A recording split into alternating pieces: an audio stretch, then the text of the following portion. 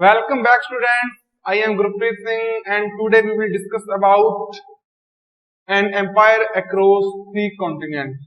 हम बात कर रहे थे रोमन एम्पायर की। वो रोमन एम्पायर जो मेसोपोटामिया सिविलाइजेशन से आगे बढ़ा। हमने बात की कि किस तरह से एक रोमन एम्पायर कुछ रिपब्लिक एम्पायर के रूप में बना, इंटीग्रेटेड हुआ। आज हम बात करेंगे इसके इकोनॉमिकल एक्सप्रेशन के बारे में। देखिए बच्चों, कभी भी कोई भी स्टेट हो, चाहे कोई भी शहर हो, कोई भी देश हो, कोई भी स्टेट हो, उसको चलाने के लिए सबसे जरूरी चीज है इकोनॉमी। अगर किसी जगह की इकोनॉमी स्ट्रांग होगी तो अच्छा ट्रेड करेगा, वहां के रहने वाले लोगों का लाइफस्टाइल बेटर होगा। इसलिए किसी भी जगह को जानने के लिए उसके इकोनॉमिकल कंडीशन को जानना बहुत ही महत्वपूर्ण है। आज हम बात करेंगे रोमन एम्पायर के इकोनॉमिकल एक्सप्रेशन पर।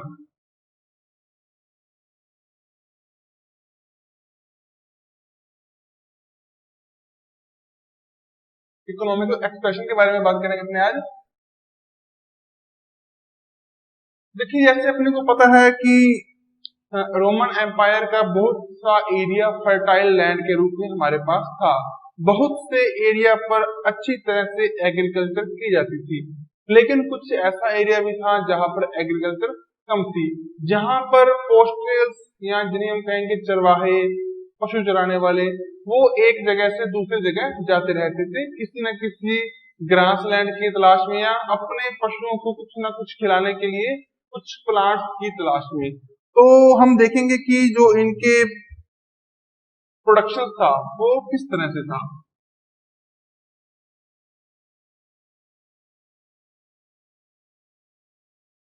एक तो बच्चों इनका था कि बहुत ज्यादा फर्टाइल लैंड हो, ठीक है ना, जहां पर खूब प्रोडक्टिविटी हो। तो अपने लिखेंगे मच प्रोडक्टिव एरियाज। ठीक है, यहाँ पर क्या था कि जो प्रोडक्टिविटी थी वो बहुत ही ज्यादा थी। यहाँ पर फर्टाइल लैंड ज्यादा थे। जो टिग्रीज जैसी कुछ रिवर्स थी, उनकी ट्रिब्यूटरीज थी, उनके कारण कुछ कैनाल बनाई गई थी, कुछ इरिगेशन सिस्टम था, जिससे कि एग्रीकल्चर बहुत ही अच्छे तरीके से हो रही थी।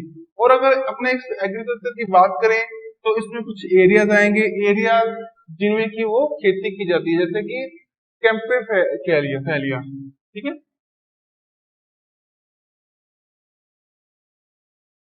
ये जो थी, ये स्केलिंग वाइन जिसे अपने कहते हैं ना, अंगूरी शराब, ये यहाँ पर बहुत ज्यादा बनती थी। अब बच्चे कहेंगे शराब बनती थी, मजे करते होंगे। बिल्कुल ऐसा ही था कि जहां पर शराब होगी वहां पर संपन्नता होना स्वाभाविक है। देखिए, आज के समय में तो ठेके खुल गए, सरकार प्रोडक्टिविटी कर रही है ना, सरकार लाइसेंस दे रही है, लेकिन उस समय शराब तभी बनाएगा बंदा जब उसकी बेसिक नीड्स पूरी हो जाएंगी, उसकी मूलभूत जरूरतें पूरी हो जाएंगी। तो इसी सिलसिले में देखिए, एक सिलसिली था, सिलसिले में देखिए ये जो था, ये व्हीट के लिए काफी फेमस था। यहाँ पर अच्छी मात्रा में, अच्छी क्वांटिटी में व्हीट हो रहा था। इसी तरह एक बाइजैकिया था,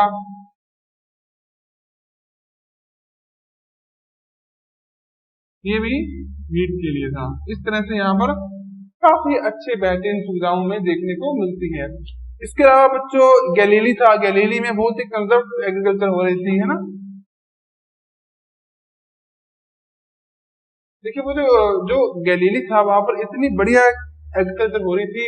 वहां पर हेक्टेयर का या पर स्क्वायर यूनिट का जो प्रोडक्शन था वो और जगहों से ज्यादा था, क्योंकि वहां की लैंड फर्टाइल थी, उसमें जितने हमें चाहिए उतने न्यूट्रिशन मौजूद थे। इसलिए देखिए, आप भी ना, अगर कोई जो बच्चे किसान परिवार से हैं, वो अपने ना मिट्टी जो सोइल टेस्ट कराते हैं ना, केवीके में जाकर, कृषि विज्ञान केंद्र में जाकर, तो वहां पर वो देखते हैं कि इस मिट्टी में, इस सोइल में कौन कौन से एलिमेंट्स हैं, कौन कौन से तत्व हैं ऐसे जो होने चाहिए, ठीक है, जैसे जिंक है, नाइट्रोजन है, फास्फोरस है, वो सब देखते हैं। जिसमें इनका रेशियो, इनकी क्वांटिटी अच्छी होती है, वहां पर प्रोडक्टिविटी अच्छी होती है, वहां पर अच्छा फसल का उत्पादन आता है।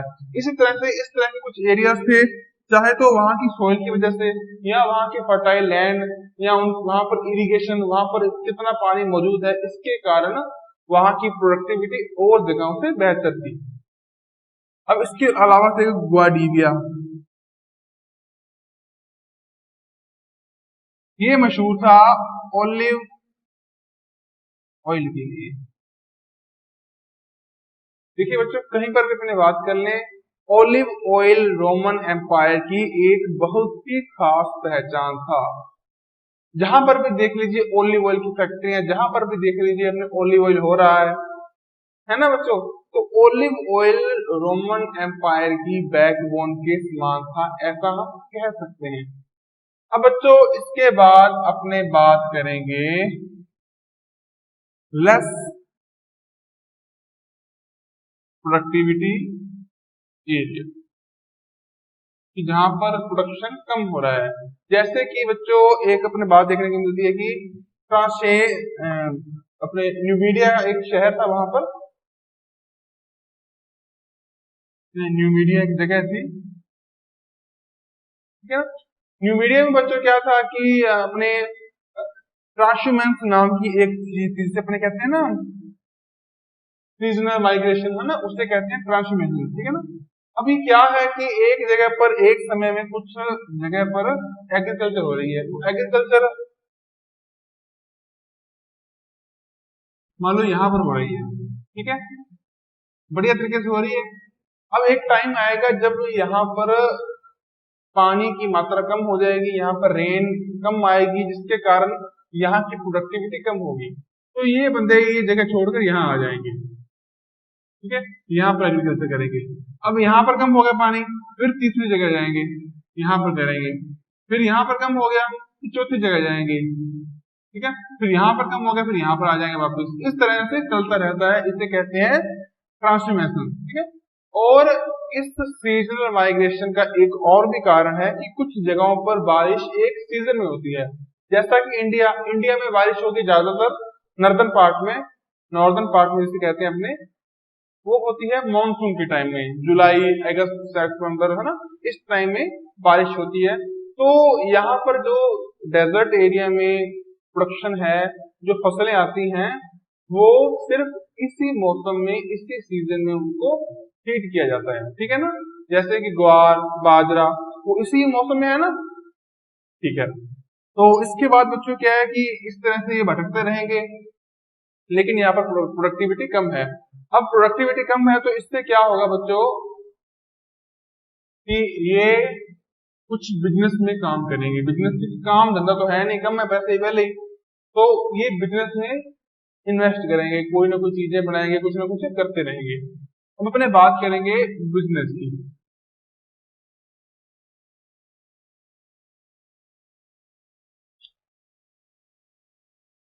देखिए बच्चों, जो यहाँ पर अपने देख रहे थे जिसमें प्रोडक्टिविटी कम है, तो वहां पर एक खास बात है कि वहां पर एक तो वाइन बन रही है, दूसरा वहां पर ऑलिव ऑयल बन रहा है, ठीक है ना। अब लोग वेले तो रहेंगे नहीं, अब जहां पर प्रोडक्टिविटी कम है, एग्रीकल्चर फार्मिंग कम है, वहां पर एक ऑप्शन के रूप में दूसरी चीज भी आ जाएगी, ठीक है ना बच्चों। अब अपने बात करेंगे बिजनेस की। बिजनेस देखिए, अपने पास वहीक है, अपने पास कणक है, गेहूं है, अपने जितनी जरूरत है उससे ज्यादा है, तो अपने क्या करेंगे, उसको सेल करेंगे, ठीक है ना। अब एक बंदा है जिसके पास बिल्कुल भी गेहूं नहीं है, बिल्कुल भी वीट नहीं है, ठीक है, तो वो हमसे ले लेगा वीट, और हमें जो चाहिए उसके बदले में, चाहे पैसा चाहिए, ठीक है ना, चाहे अपने को कुछ कुर्सी चाहिए, चेयर चाहिए, चाहे अपने को कुछ पल्सेस चाहिए, दालें चाहिए, चाहे अपने को शराब चाहिए, जैतून का तेल जिसे अपने ऑलिव ऑयल कहते हैं वो चाहिए, तो वो अपने को दे देगा, ठीक है ना। या फिर अपने को कुछ भी नहीं चाहिए तो अपने को वो कुछ पैसे दे देगा, करेंसी दे देगा। इस तरह से ये बिजनेस चलता रहता है, जितनी चीजें हमारे पास ज्यादा होगी उतना उतना ही पैसा लेंगे, और अपने प्रोडक्टिविटी ज्यादा करेंगे, अपने को पास मनी ज्यादा आएगा तो अपने ज्यादा वेल्दी बनेगी, उस मनी को अपने किसी न किसी और चीज पर, चाहे घर बनाने में, चाहे रोड्स बनाने में, किसी भी चीज में इन्वेस्ट करेंगे। तो रोमन एम्पायर में इतने टाइम पहले भी बिजनेस बहुत ही वेल सेटल्ड था। कैसे, अपने बात करेंगे सभी चीजों पर। कि वहां पर हमें कुछ पोर्ट्स मिले हैं, सी पोर्ट है ना। उसके सी पोर्ट के अलावा वहां पर हमें कुछ माइंस मिली हैं। ठीक है? जब आर्कियोलॉजिकल सर्वे हुआ वहां पर ना, तो वहां पर हमें कुछ माइंस देखने को मिली। ना सिर्फ आर्कियोलॉजिकल सर्वे में, बल्कि उस टाइम के कुछ एपिक्स, कुछ टेक्स्ट में भी इस तरह की बातों को देखने को मिलती है। उसके अलावा ब्रिक इंडस्ट्री है, जिसको कहते हैं भट्ठे। ठीक है, ब्रिक्स को बनाने के लिए कुछ जगह मिली है पकाने के लिए। ओके बच्चों, इसके अलावा बच्चों ओलिव ऑयल, उसकी फैक्ट्रीज,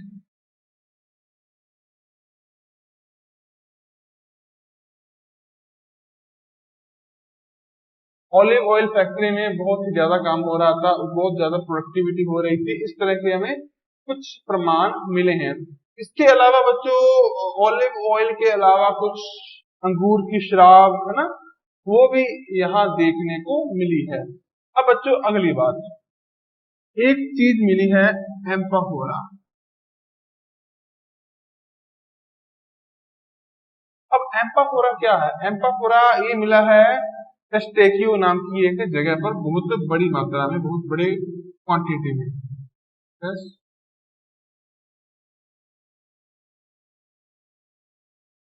ठीक? अब ये क्या था? ये एक तरह का मटका था, एक तरह का घड़ा था। कैसा? देखिए, पूरा तो मिला नहीं था, ये कहीं पर टूटा हुआ मिला था। इस टेस्टोस्टेरोन जगह में लगभग 550 मिलियन, यानी कि 5 करोड़ टुकड़े इसके मिले हैं। अब ये देखिए कैसे थे। जब इनको जोड़ा गया, जैसे अपने कागज को जोड़ते हैं ना, कागज फट जाए कोई ज्यादा जगह से, उसको फिर देख देख के आराम से रख रख कर जोड़ेंगे, तो इस तरह से इसको भी अगर जोड़कर देखा गया तो ये कुछ इस तरह से करके, जैसे अपनी सुराही होती है ना, कुछ कुछ वैसा सा मिलाकर, लेकिन इसके हाथ में ऐसे थे डंडे, उस पर की थी बढ़िया बढ़िया सी पेंटिंग, जबरदस्त पेंटिंग, यानी कि बड़े एंटीक थे ये, देखने में मजा आ गया देखने में उनको। इतने जबरदस्त, इतनी अच्छी पेंटिंग, इतनी अच्छी तरह से इनको बनाया गया था, अच्छी तरह से बेक किया गया था, और इनमें डालकर वाइन को बेचा जाता था। ठीक है ना। अब कैसे पता लगे कि ये रोम से बेचते थे? रोम के लोग जो थे, रोमन एम्पायर के लोग थे जो, वो इसको कहीं और बेचते थे। देखिए, ये दुनिया भर में बहुत जगहों में मिले हैं, इंग्लैंड में मिले हैं, जर्मन में मिले हैं, अफ्रीका में मिले हैं, उसके अलावा स्पेन में कुछ हिस्सों में मिले हैं। लेकिन सबसे ज्यादा जो रोमन एम्पायर के उन एरियाज में मिले हैं जहां पर फर्टाइल लैंड कम थी, जहां पर इंडस्ट्रीज ज्यादा थी। ठीक है ना। वहां पर इनका नंबर अप्रोक्सीमेट है 50 मिलियन। ओके बच्चों, इतने बड़े क्वांटिटी में मिलना बहुत बड़ी बात है। अब इसके बाद है बात दूसरी, इसमें तो बढ़िया शराब डालकर उन्होंने पी, इधर उधर इंपोर्ट की, एक्सपोर्ट की चीजें, बहुत सारा चलते रहता था काम धंधा उनका। ठीक है ना। अब इसके बाद एक और चीज है जिसका नाम है ड्रेसल 20। अब ड्रेसल 20 ये भी एक तरह का इसी तरह से गड़ा है, लेकिन ड्रेसल 20 का क्या मतलब हुआ? देखिए, हेनरी ड्रेसल नाम के एक आर्कियोलॉजिस्ट थे, उन्होंने इसकी खोज की थी, इस तरह के मटके की। अब आर्कियोलॉजिकल बच्चे कुछ खोज लेते हैं क्या है, तो बच्चों कभी भी किसी साइट पर जाकर, किसी जगह पर जाकर जहां हमें पता लगे कि यहाँ का कुछ हिस्टोरियल कनेक्शन है, तो वहां पर डिगिंग करेंगे, वहां पर एक्सकेवेशन करेंगे, है ना, खुदाई करेंगे, वहां पर वहां की मिट्टी हटाएंगे, फिर वहां पर कुछ ना कुछ नीचे खिलौने मिलेंगे, कुछ खिलौने, औजार, कुछ इक्विपमेंट मिलेंगे, उनको धीरे धीरे साफ करेंगे, कंघे से करेंगे, कॉम से करेंगे, या ब्रश से करेंगे ना, धीरे धीरे साफ करेंगे, उनको देखेंगे, उनको जोड़ जोड़ कर देखेंगे, उनको रीड करेंगे, उनको बारे में जानने की कोशिश करेंगे कि किस टाइम के हैं ये। ठीक है ना। कार्बन मेथड होता है एक, आपको बताया था ना, कार्बन मेथड से जानने की कोशिश करेंगे कितने पुराने हैं ये चीजें। इस तरह से ये सारा काम होता है आर्कियोलॉजिस्ट का। तो एक ऐसे ही आर्कियोलॉजिस्ट थे हेनरी डेसल्स, इन्होंने इस डेसल्स की खोज की थी, इसलिए इसको ड्रेसल 20 नाम दिया गया। ठीक है ना, कोई लंबी चौड़ी बात नहीं है। अब बच्चों इसके बाद अपने बात करेंगे बिजनेस की। फिर से एक बच्चों बात आती है कि, मैं पानी पी लूं।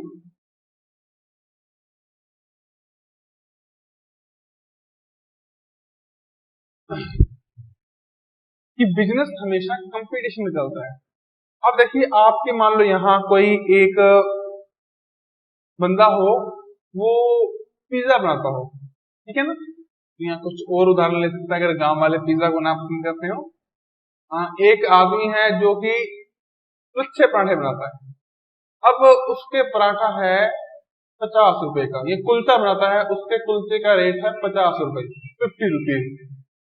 तो देखिए चलता रहेगा, चाहे उसका रेट कहीं और जगह पर, किसी दूर जगह पर 20 रुपए क्यों ना हो, लेकिन जब उसका एक कंपटीटर आ जाएगा, ठीक है ना, जो वही कुलचा 30 रुपए में, 35 रुपए में या 40 रुपए में देगा, तो जाहिर सी बात है कि हम 35 रुपए वाले के पास जाएंगे, यानी कि उनमें कंपटीशन हो जाएगा।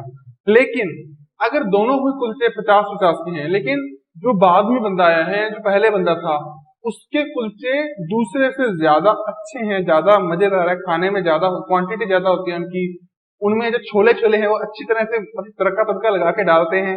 इस तरह की अगर कुछ बात हो तो हम उसी के पास जाएंगे जिसके पास अच्छे हैं। यानी कि एक है क्वालिटी और एक है फिर उसका प्राइस, उसका रेट, है ना।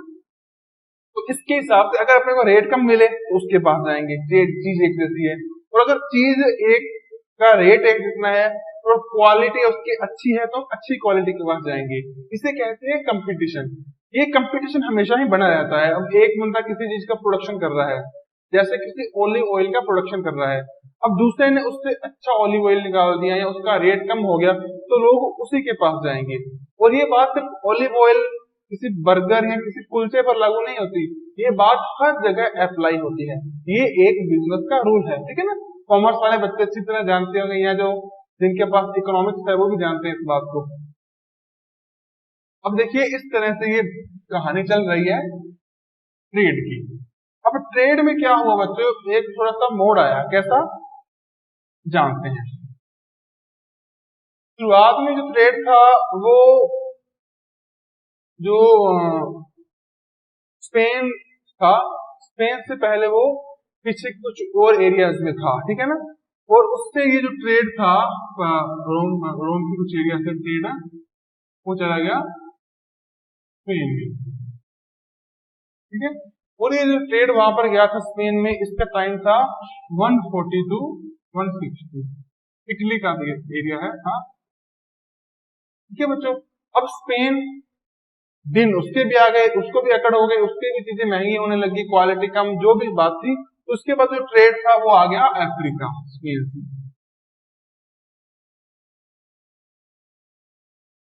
देखिए बच्चों, इधर निशान इधर है, इधर उल्टे निशान है, थोड़ा सा ना कंफ्यूज मत होना। ये आया था 3rd सेंचुरी से लेकर 4th सेंचुरी, दिखा ना बच्चों, हाँ ठीक है। अब अफ्रीका के बाद में आने के बाद में कहानी यहाँ पर नहीं रुका। अफ्रीका यानी कि नॉर्दर्न अफ्रीका, नॉर्दर्न अफ्रीका से ये फिर खिसका और ये आ गया अब ईस्ट की तरफ। ईस्ट का मतलब क्या है, ईस्ट का मतलब जो रोमन एम्पायर के जो भी जगह ईस्ट में थी, चाहे वो इंडिया ही क्यों ना था, बाकी इंडिया तक नहीं आया था, लेकिन इसमें तुर्की, एशिया, ईरान और बहुत सी जगहें थी जहां पर ये पैलेस्टाइन कह देते हैं ना, तो उस जगह पर ये सारा आ गया था। और इसका टाइम पीरियड था 3rd सेंचुरी से 425 AD तक, यानी कि अब बात यहाँ पर आ गई। और इसमें कौन कौन से एरिया, इसमें एशिया, टर्की, पैलेस्टाइन, है ना, सीरिया, ये सभी एरियाज थे, ठीक है बच्चों। और इनमें क्या था सबसे खास बात, जो ऑलिव ऑयल था उसका प्रोडक्शन किया जाता था। अब अपने बच्चों बात करेंगे जो वहां के स्लेव्स थे, जो वहां के नौकर थे, जो वहां के दास थे, उनके बारे में क्या कहानी थी उनकी। अंग्रेजी वाले सर आपको अच्छा पढ़ाते हैं, हमें पता लगा कुछ दिन पहले, अच्छी बात है। तो बच्चों स्लेव्स की कहानी की बात करेंगे कि क्या उनके साथ घटनाएं हो रही थी। सबसे पहले स्लेव्स आते कहां से थे, शुरुआत में स्लेव्स आने लगे थे, अब जब जो दो जगहों पर लड़ाई हो गई, अटैक कर दिए एक राजा ने दूसरे राजा पर, तो वहां पर कुछ लोग वार प्रिजनर बन जाते थे, उनको बंदी बनाकर लाया जाता था और उनको फिर बना देते थे नौकर, स्लेव्स। ठीक है ना। इस तरह की कुछ कहानी मिलती है। अब उन पर लोग बहुत ही ज्यादा क्रूर थे। अब पहली बात तो, सबसे पहला बात कि जो स्लेव्स थे उनको मानते थे अपनी वेल्थ, अपनी पूंजी, अपनी संपत्ति, अपनी प्रॉपर्टी। ठीक है ना, प्रॉपर्टी मानते थे। और दूसरा, उनके साथ इतनी ज्यादा क्रूरल्टी थी कि जो इनह्यूमैनिटी के कैटेगरी में आती है, उनके साथ बिल्कुल भी आम लोगों की तरह बिहेव नहीं होता था। एक हिस्टोरियन है हमारे अगस्टस,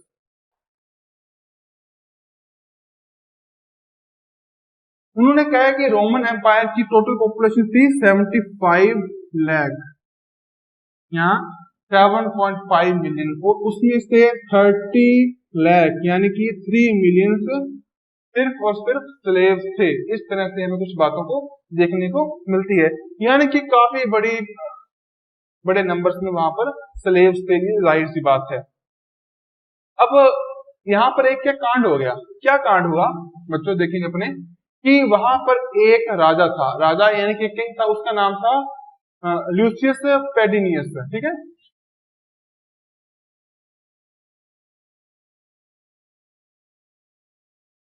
ये क्या था, थोड़ा सा बुरा होगा तो इसने 3-5 की होगी, तो इसको इसके एक स्लेव ने मार दिया, इसका मर्डर कर दिया।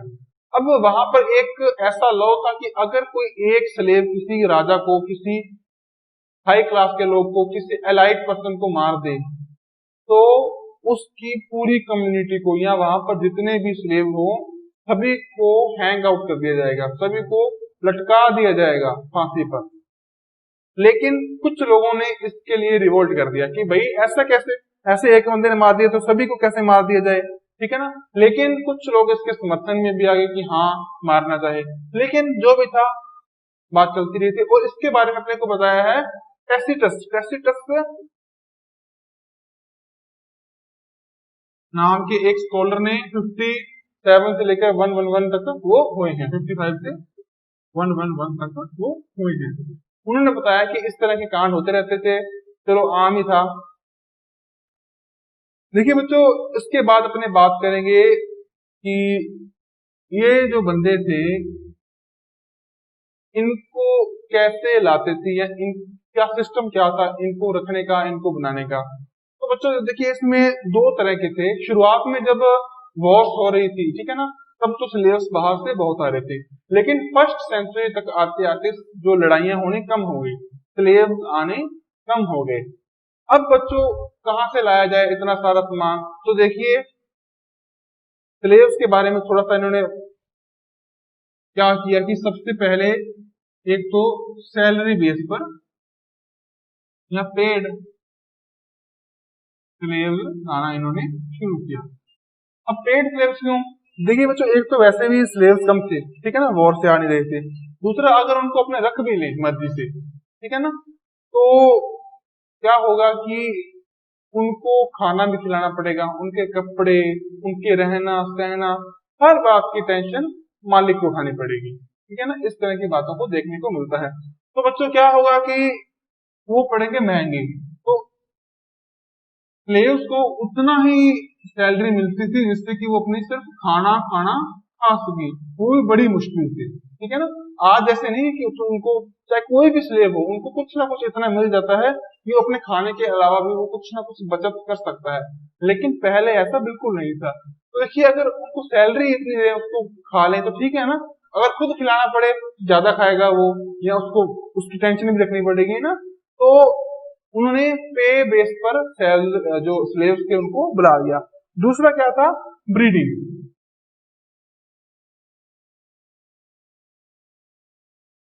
देखिए, जो पहले से स्लेव थे, जो उन्होंने पक्के कर रखे थे, जिनको वो कुछ सैलरी नहीं देते थे बल्कि अपने यहाँ रख रखा था पक्के तौर पर ही, तो उनकी ब्रीडिंग करवाई जाती, उनके बच्चे आते, वो भी स्लेव्स बनते। काफी बुरा मान सकते हैं इसको ना। इस तरह से ये सारी कहानी चल रही थी। अब इसके बाद की बात करेंगे कि स्लेव्स थे जो उनके मैनेज करने के लिए कुछ मैनेजमेंट भी बनाई गई थी, ठीक है ना। इसको कहेंगे अपने वर्क मैनेजमेंट, कि उनसे काम कैसे करवाएं, कैसे ज्यादा से ज्यादा उनसे प्रोडक्टिविटी ली जाए, इसके बारे में हम थोड़ी सी बात करेंगे, वर्क मैनेजमेंट।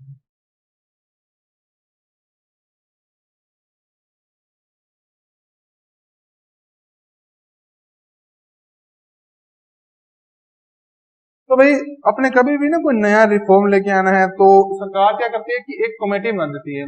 अब कमेटी क्या करती है, कुछ पहलुओं पर, कुछ फेसेट्स पर गौर करती है, उसके बाद अपनी एक रिपोर्ट बनाती है, वो हमारे एडमिनिस्ट्रेशन को दे देती है, और अगर उनको पसंद आए तो वो उनको अप्लाई कर देते हैं। इसी तरह से एक कोल्यूमेला नाम का बंदा था,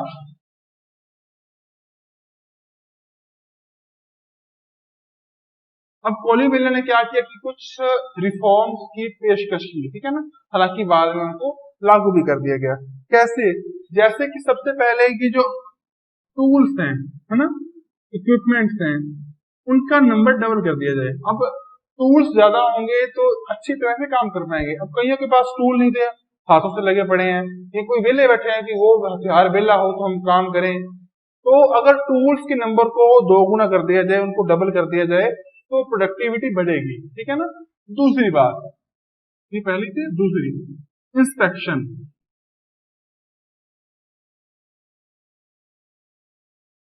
और देखिए अपने काम की इंस्पेक्शन करते रहे, उस पर एक बंदा खड़ा हो, सुपरवाइजर कर रहा है उसको, ठीक है ना, तो काम अच्छे तरीके से होगा, प्रोडक्टिविटी बढ़ेगी। तो एक बंदा रखेंगे उनकी खिंचाई करने के लिए, इंस्पेक्शन। अब थर्ड बंदा, थर्ड रिफॉर्म, ठीक है ना। ये जो पूरे लेबर्स हैं इनको कुछ ग्रुप्स में बना दिया जाए, पर ग्रुप में 10% हो, ठीक है ना।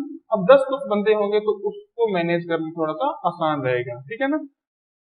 इसके बाद बच्चों अपने बात करेंगे एग्रीकल्चर लेबर।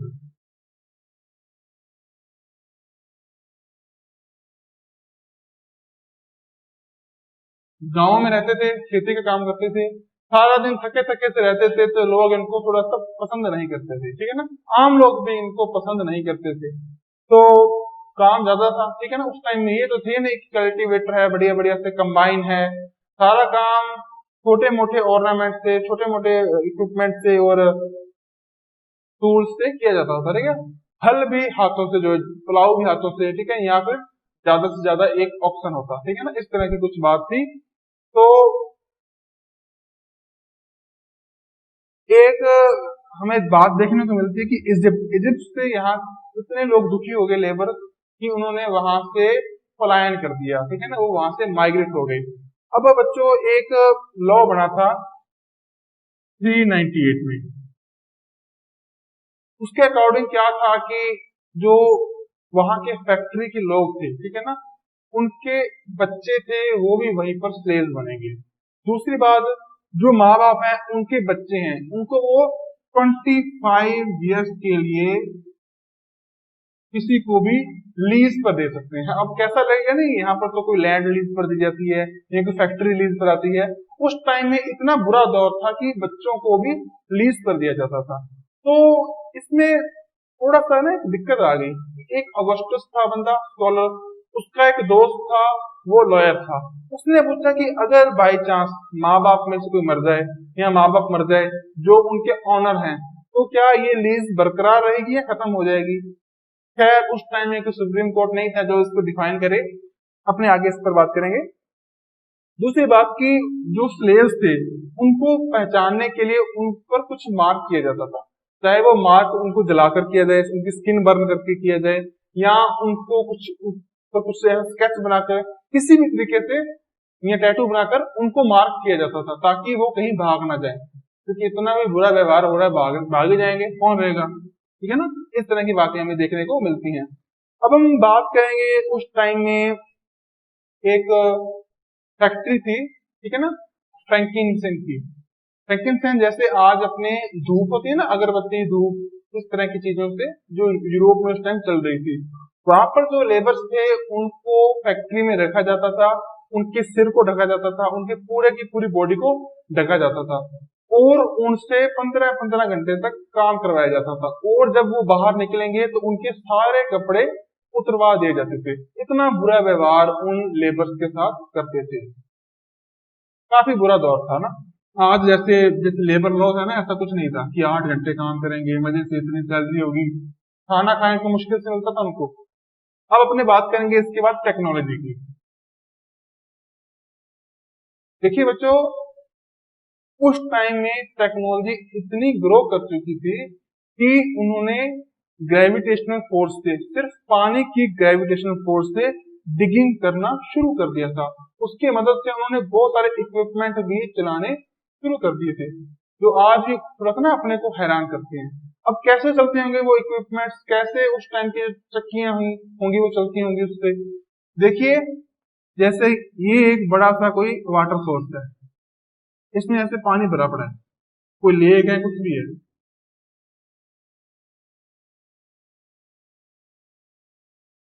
ठीक है।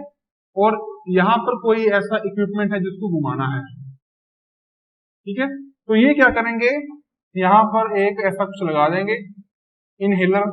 यहाँ से पानी अंदर जाएगा, पतली पतली पाइप्स में आएगा और यहाँ पर लग जाएगा। अब इससे दो फायदे होंगे, एक तो ये पानी को बाहर निकाल लेंगे, ठीक है ना, क्योंकि इतना इसमें पानी है, इसमें कितना प्रेशर होगा ना, इतना ज्यादा प्रेशर होगा, ये पानी यहाँ पर आएगा, एक तो इसमें फोर्स बहुत होगी, तो इससे ये चीजें घूम जाएगी, चक्की घूम जाएगी, या जो भी इससे अपने काम कर रहे हैं वो हो जाएगा।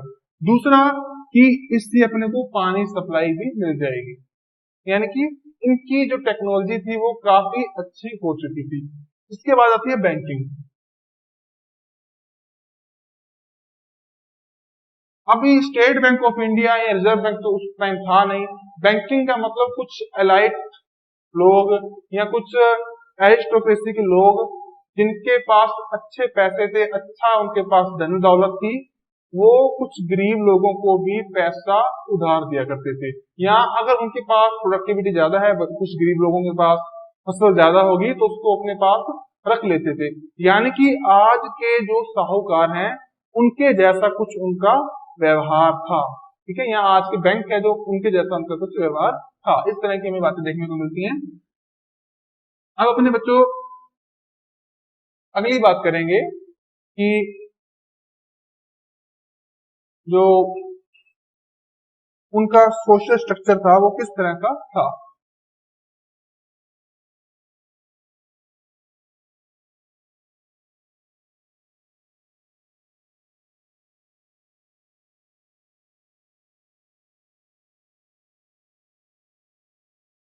देखिए बच्चों, सबसे ऊपर तो ऊपर एक ही होंगे, कौन कौन, सीनेटर, ठीक है ना।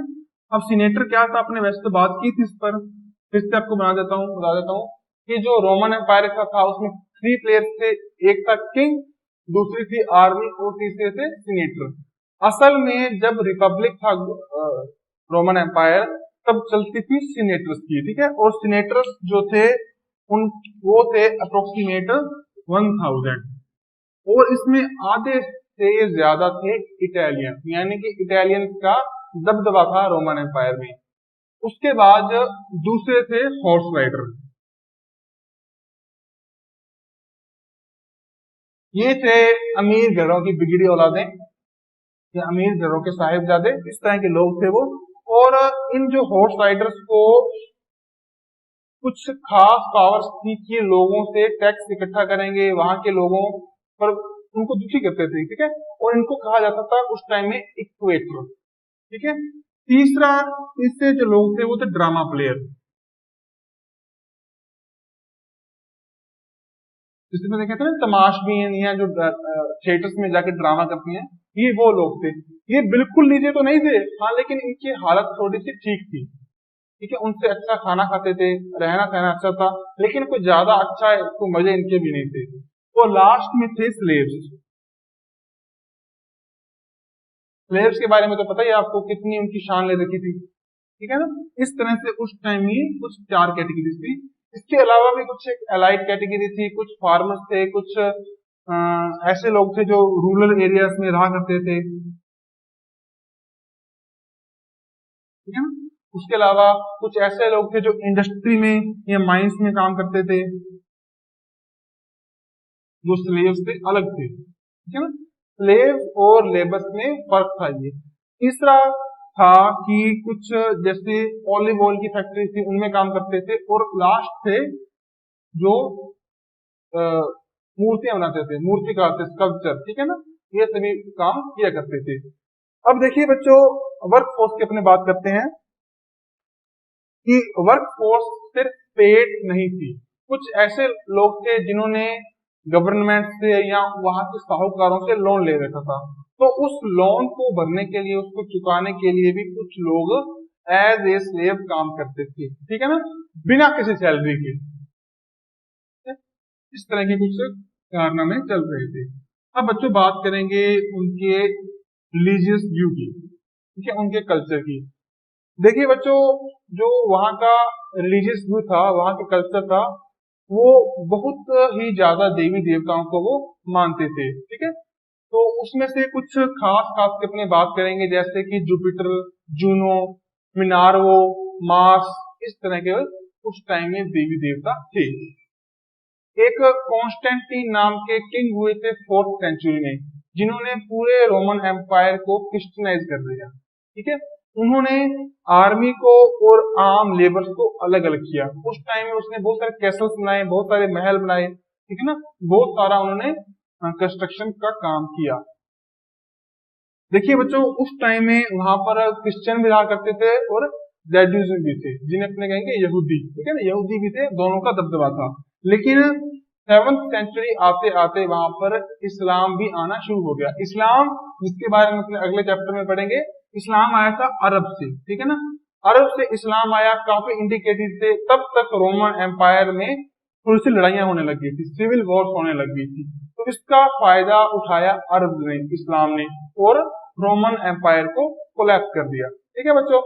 अब अपने बात करेंगे वहां की कुछ वेल्थ पर। वहां पर एक 5th सेंचुरी में स्कॉलर्स थे, ओलिम्पियोडोरस, ठीक है ना, उन्होंने बताया कि जो रोमन एम्पायर था उसमें एक सीनेटर की एक साल की सैलरी इतनी थी जितनी की 400 पाउंड गोल्ड की वैल्यू है।